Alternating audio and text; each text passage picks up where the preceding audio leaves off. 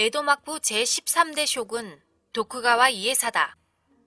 1858년 8월 14일 도쿄 에도성에서 사망. 향년 35세. 사인 지병인 각기병 악화로 인한 사망. 에도 막부 제14대 쇼군 도쿠가와 이에모치 1866년 8월 29일 오사카성에서 사망. 향년 20세. 사인 각기병 악화로 인한 신부전. 에도 막부 제14대 쇼군 도쿠가와 이에모치의 정실 카즈노미야 치카코 1877년 9월 2일 하코네 토노사와 온천에서 사망. 향년 31세.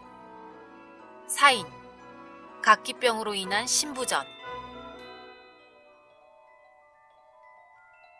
안녕하세요. 고양이 보살입니다. 희노애락 일본구담 제3화의 에피소드는 흰 쌀밥만 먹으면 죽는 병이 있다? 각기병에 대해 알아보도록 하겠습니다. 각기병은 비타민 B1의 결핍으로 인해 신부전과 말초신경장애를 초래하는 질환이다.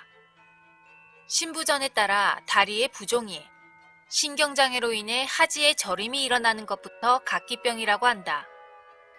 심장 기능이 저하되고 부전을 병발했을 때는 각기충심으로 불리운다. 영명인 베르베르는 스리랑카 원주민어로 할 수 없다라는 의미이다. 다른 말로는 비타민 B1 결핍증 또는 티아민 결핍증으로 불리는데요. 한마디로 비타민 B1을 적당량만큼 섭취하지 않으면 생기는 병이라고 합니다. 그리고 쌀을 주식으로 하는 동아시아에서 주로 나타났던 병이라고 하는데요. 그럼 우리나라에서도 각기병으로 죽은 사람들이 많지 않을까 하고 찾아보니까 뭔가 각기병으로 심하게 고생을 했다거나 사망을 했다라는 기록은 잘 안 보이더라고요. 오히려 유독 19세기 일본에서 발병자가 많았다고 하는데요. 왜 일본에서 많이 발생하게 된 것일까요? 한번 그 이유를 찾아보도록 합시다. 만화책 드라마로도 유명한 타임슬립 닥터 진에서도 각기병에 관한 에피소드가 나옵니다. 이 시대의 각기병은 에도 돌림병이라 불릴 만큼 대중적인 질환이었다. 원인은 비타민 B1의 결핍으로 에도 사람들은 백미를 가장 선호하는 반면에 반찬은 굉장히 부실하게 섭취했다. 그것이 이 병의 근본적인 원인이지만 오랫동안 원인불명의 돌림병이라 여겼고 메이지 시대에 접어들어서도 수많은 사망자를 낳았다. 여주인공인 사키의 어머니가 각기병에 걸려서 사키와 주인공 미나가타 진이 안도나츠라는 곡물 과자를 만들어 어머니의 병을 치료하는 에피소드가 있습니다. 그럼 각기병이 일어나는 원인이 바로 쌀, 백미에 있는 건데요. 보통 쌀을 현미, 백미, 그렇게 말하잖아요. 현미와 백미의 차이는 도정을 했느냐 안 했느냐의 차이인데요. 그거 말고도 어떤 차이점이 있는지 한번 살펴볼까요?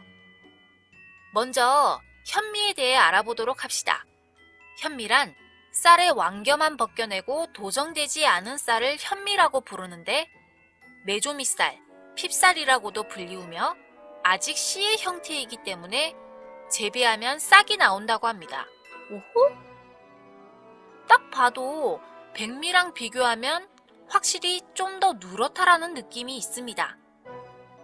그리고 백미와 비교해 봤을 때 비타민이랑 식이섬유를 다량으로 포함하고 있고 탄수화물은 낮기 때문에 백미보다 확실히 영양가가 넘치는 식품이라고 하는데요. 그 대신 백미보다 더 단단하기 때문에 밥을 지으려면 반나절은 물에 불려서 지어야 한다고 하는데요. 그리고 그것도 단시간에 밥을 지으려면 압력솥을 이용해야 하는데 그것도 고온 때문에 비타민 B의 소실이 상당하다고 합니다. 그래도 이렇게 건강식인 현미를 왜 에도 사람들은 먹지 않았던 것일까요? 여기 에도 주부 A씨에게 한번 물어보도록 하겠습니다. 왜 현미를 드시지 않는 건가요? 아우, 요새 누가 현미를 먹어요. 현미보다야 백미가 맛있지. 우리 집 양반이랑 애들도 아무도 현미 안 좋아해요. 그리고 백미가 밥 짓는데 시간도 적게 드는데 그럼 현미랑 백미 중에 뭘 먹겠어요? 백미를 먹지. 그렇다고 합니다. 그럼 이렇게 애도주부 A씨가 칭찬하는 백미에 대해 한번 알아볼까요?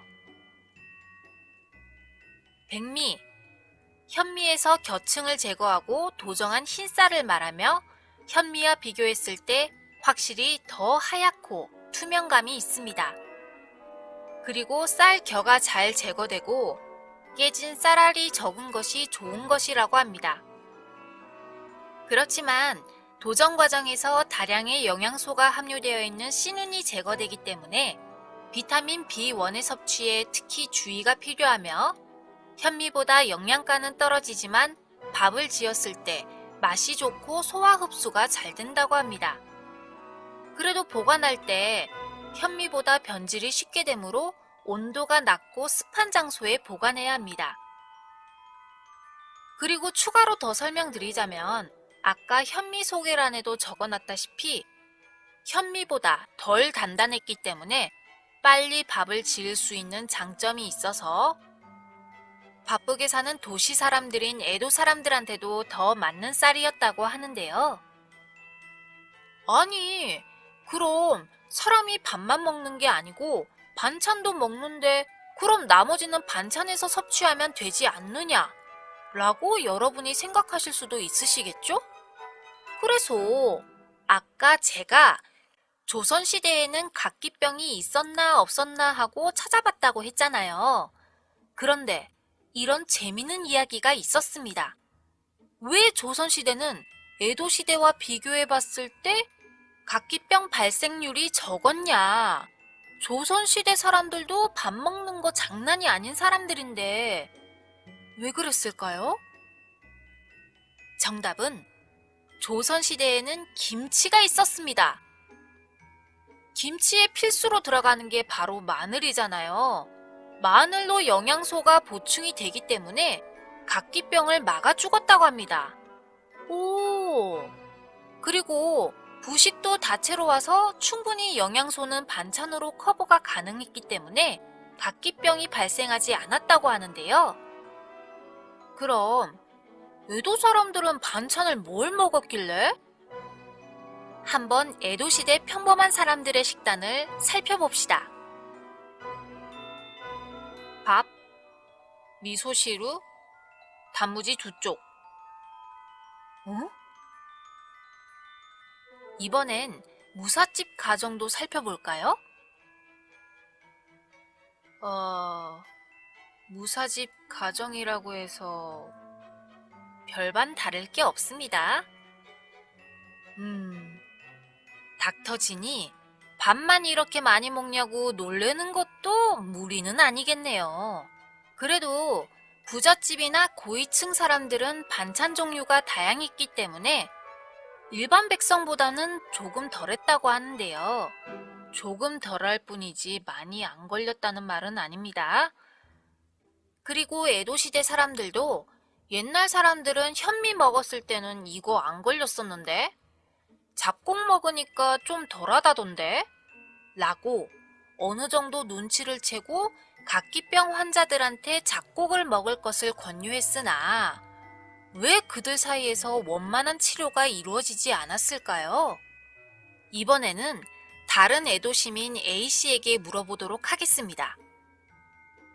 아니, 각기병인데 왜 잡곡을 안 먹어요? 의사 선생님도 먹는 편이 좋다고 하잖아요. 에이, 잡곡이 약이 될 수 있나요? 아유, 잘 모르겠는데. 못 믿겠어요. 그냥 차라리 맛있는 백미 먹을래요. 아니, 그래도 비타민이 풍부한데 잡곡을 꾸준히 먹으면 낫는다는데요? 비타민이 뭐요? 아, 그때 그 당시에는 비타민의 존재를 아예 몰랐기 때문에 잡곡에 비타민이 들어있어서 효염이 있다는 사실을 몰라서 잡곡을 먹으면 낫는다는 사실에 의문을 가졌나 봅니다. 이번엔 각기병의 증상과 이후 일본이 어떻게 각기병을 극복하게 되었는지에 대해 알아보도록 합시다. 각기병에 걸리게 되면 먼저 식욕이 사라집니다. 그럼 제때 끼니를 먹지 않으면 사람의 신경이 예민해지고 먹은 것이 없으니 자연히 살이 빠져서 체중이 감소되게 됩니다. 영양소를 제대로 섭취하지 않으면 살이 빠지는 건 물론이요, 근육도 약해지겠죠?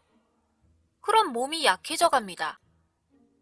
몸이 약해지면 뭐든 하기 싫어 무기력하게 되어 멍을 때리게 되겠지요? 주위 사람들이 너 거기서 뭐해? 어? 내가 아까 뭐했지? 라는 패턴이 자주 발생하는 단기 기억 상실증이 발생되고 자기 자신한테 혼돈스럽게 됩니다. 또한 식욕 부진으로 인한 불규칙적인 식사로 인해 소화기관의 통증을 느끼게 되는데요.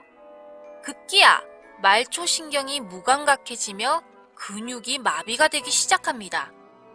또한 각기병으로 인한 마비가 오게 되면 보통 다리 쪽에 오게 되는데 한쪽만 오는 것이 아니고 양쪽 대칭으로 오게 된다고 합니다. 여기까지가 일반적인 각기병의 증상이고요. 각기병도 건성각기병, 습성각기병 두 가지가 있다고 하는데요. 건성은 주로 신경기관의 이상으로 인한 증상이 나타나게 되고, 습성 같은 경우는 다리 부종, 심박수 증가, 폐출혈, 신부전 및 호흡 곤란 증상을 불러온다고 합니다. 건성 같은 경우는 서양 사람들에게 많이 나타난다고 하고, 동양 사람들한테는 후자인 습성각기병이 많이 나타난다고 하는데요. 어쨌든 애시당초 비타민이 부족하지 않으면 발병하지 않는 병이기 때문에 현대에 들어와서는 특수한 상황이 아니면 발생하지 않는 병이 되었습니다. 자, 이제 마지막으로 일본이 어떻게 각기병을 극복하게 되었는지 이야기해 드리도록 하겠습니다. 메이지 시대, 일본 해군 군의관인 다카기 카네히로라는 사람이 있었습니다. 다카기 카네히로는 서양의학을 전공하고 영국 의사에게서 수업을 받았으며 나중에는 영국으로 유학까지 갔다 온 의학 박사였는데요. 해군에서도 각기병에 걸린 사람들이 수두룩했으므로 자연히 이 사람은 각기병에 관심이 가게 됩니다. 왜 사람들이 각기병에 걸리지? 그리고 어떻게 하면 각기병을 줄일 수가 있을까? 하고 궁리를 하다가 장교들은 비교적 각기병이 드물었는데 일반 사병들은 각기병이 빈번했었단 말이죠. 뭔 차이가 있나? 라고 생각하던 다카기 박사는 장교들은 좋은 식단을 먹는 데 비해 일반 사병들은 식사하라고 주는 게 백미쌀만 배급해줬단 말이에요. 그럼 사병들은 배가 고프니 밥만 먹고 반찬은 대충 먹게 되고 어떤 사람은 그거라도 아껴서 돈으로 판다라든가 뭐 이런 케이스가 많았기 때문에 그걸 본 다카기 박사가 영양소 부족으로 인해 병에 걸릴지도 모르겠네? 밥만 먹으니까. 그렇다면 단백질? 아니야, 실은 비타민이야. 아, 정답에 가까워지긴 했는데 이때 당시도 비타민이 아직 발견되지 않았던 시대인지라 다카기 박사는 각기병의 원인을 단백질 부족으로 생각했다고 합니다. 그래서 일반 사병들한테 쌀만 지급하지 말고 단백질 부족이 원인이니까 내가 제안하는 식단으로 사병들한테 한번 먹여봐 하고 해군에 건의를 했는데 해군에서도 받아들여져 처음 도입을 한 것이 1884년이었다고 합니다. 다카기 박사가 도입한 단백질 보충을 위한 양식, 혼식 식단이 결과적으로는 비타민 B1도 풍부한 식단이었으므로 어쨌든 각기병에 도움이 되는 결과를 낳게 되고 1883년에 분석한 해군 각기병 발병률이 23.1%였는데요. 이후 2년 만에 발병률이 1% 미만으로까지 낮아지게 됩니다. 그런데 이런 일본 해군과 다카기 박사를 안이 꼬운 눈으로 쳐다보는 사람들이 있었으니 바로 해군과 라이벌 관계인 육군과 일본 의학계였다고 하는데요. 실은 다카기 박사는 서양 의학을 배울 때 영국 출신 교수한테서 배우고 영국 유학을 다녀왔으며 과학적 근거를 모토로 한 근거 중심 의학을 선호하는 사람이었습니다. 그런데 그때 일본 의학계의 주류파는 이론 의학을 우선으로 하는 독일 의학이 모범이라고 생각하고 있었고 다카기 박사의 방식이 잘못되었다고 비판을 하게 되고 그 당시 육군의 군의총감은 독일 유학파 출신인 모리 오가이였는데요. 사실 그때 당시 일본 의학계에서는 각기병은 세균 감염으로 인해 생기는 병이라는 설이 퍼져 있었다고 하는데요. 모리 오가이 역시 이 설을 지지했다고 합니다. 거기에다가 민간에서 볼이나 잡곡을 먹으면 낫는다라는 말을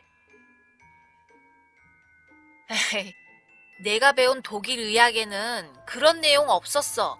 못 믿어. 그러니까 볼이나 잡곡도 먹으면 안 돼. 라고 하며 백미식단을 구성하게 하는데 일조를 하는데 일본 해군과 사이가 안 좋았던 일본 육군은 해군과는 반대로 백미 그리고 약간의 반찬을 베이스로 한 일본식을 사병들한테 배식하게 되고 각기병 환자들한테는 치료제로 정로환을 주었다고 합니다. 이후 일본 육군은 각기병으로 인해 크게 고생하게 되는데요. 각기병으로 꾸준히 일본 육군에서 많은 군인들이 병사를 했는데 한 가지 예로 러일 전쟁 때 각기병으로 인한 일본 육군의 피해를 체크해보면 그때 당시 군병원에 입원한 인원이 약 25만 1185명 중 각기병으로 입원한 사람이 11만 751명이었다고 하는데요. 이건 전체 인원 중에 44.1%입니다. 그리고 병원에 입원하지 않은 군대에 있는 각기병 환자만 해도 14만 931명이었다고 하는데요. 도합 25만 명에 가까운 각기병 환자가 나온 것이었습니다. 그리고 여기서 대략 10% 정도 넘는 인원인 27,468명이 각기병으로 인해 사망한 것으로 알려져 있습니다. 이후 각기병 문제의 심각성으로 인해 원인과 치료에 매달리게 되는데요. 1910년 스즈키 우메타로가 백미만 먹여 키운 동물들이 각기병 증세를 보이자 쌀겨, 보리, 현미 등을 먹이자 도로 건강해지는 것을 보고 실험 결과를 발표. 그 다음 해에 쌀겨에서 추출한 유효 성분을 농축시킨 오리자닌을 판매하기 시작했는데 그때까지도 세균에 의한 점염설이 유효했던 의학계에서 무시당하고 맙니다. 그리고 1912년 카지미르 풍크에 의해 드디어 비타민이 발견되고 영양소의 중요함과 각기병에 대한 예방 및 연구가 활기를 띠게 되는데 그렇다고 이게 바로 일본 사회에 도입이 되진 못했고요. 식생활 개선이 이루어지지 않고 전쟁으로 인해 식량 사정이 반대로 악화되어 그 이후로도 일본은 각기병으로 연간 10,000명에서 20,000명에 가까운 사망자를 내며 크게 고생을 하게 되고 오죽하면 다이쇼 시대 때 각기병은 결핵과 함께 2대 망국병으로 불렸다고 합니다. 그러나 1950년대에 들어서 영양 드링크가 시중에 판매되기 시작하고 50년대 후반부터 각기병으로 사망하는 사람도 1,000명 안팎까지 크게 줄어들어 각기병은 드디어 일본 사회에서 서서히 자취를 감추게 되었다고 합니다. 이번 에피소드와 관련된 자료는 위키피디아, 일본 각기병의 역사에서 주로 발췌를 했고요. 그리고 각종 웹문서 및 드라마 진을 참조하였습니다. 다음 일본 에피소드는 아직 뭘 할지 미정인데요. 한국 에피소드. 이번 조사로 알게 된 조선의 식문화를 주제로 희노애락 한국구담 대식의 나라 그것은 바로 조선을 업로드할 예정입니다. 많은 기대 부탁드리며 이번 편도 감상해 주셔서 정말로 감사드립니다. 뿜뿜 고양이 보살이었습니다. 안녕.